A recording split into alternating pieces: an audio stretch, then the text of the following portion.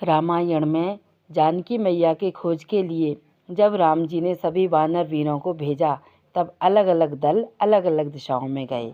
श्री हनुमान जी के साथ जाने वाला दल दक्षिण दिशा को गया और वहां जाकर समुद्र के किनारे जब उनको मालूम हुआ कि जानकी मैया को राक्षसों का राजा रावण हरण करके ले गया है और उसका नगर 100 योजन समुद्र के उस पार है और जो वानर वीर इस 100 योजन समुद्र को पार करके जाएगा वही माँ जानकी का पता लगा कर आएगा।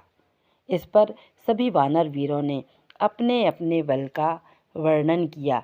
किसी ने कहा मैं 40 योजन जा सकता हूँ, किसी ने कहा मैं 80 योजन जा सकता हूँ, किसी ने कहा मैं 90 योजन जा सकता हूँ। युवराज अंगद जी ने कहा मैं जा तो सकता हूँ लेकिन मेरे वापस आने में मुझे शंका है, शायद मैं वापस नहीं आ सकूँगा।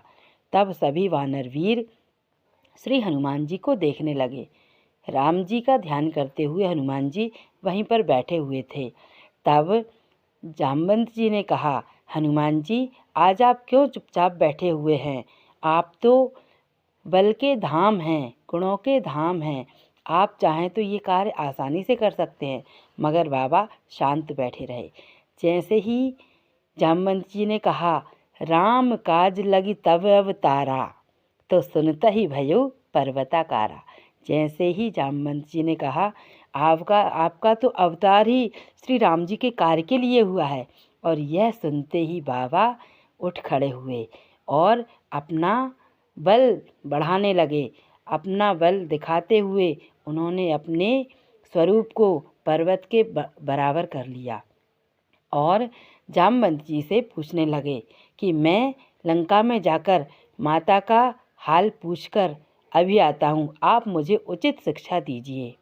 कहने का तात्पर्य यह है कि बाबा को अपनी प्रशंसा से अधिक राम जी का नाम प्यारा है।